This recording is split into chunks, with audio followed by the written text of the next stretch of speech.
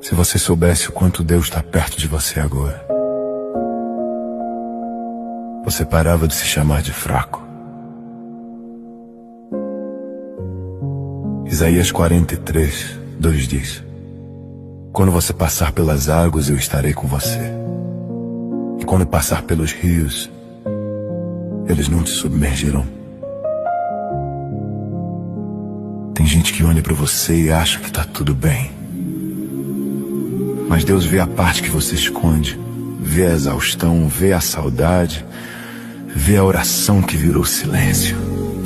Você não tá se afogando, você tá atravessando. E atravessar dói, porque muda a gente por dentro.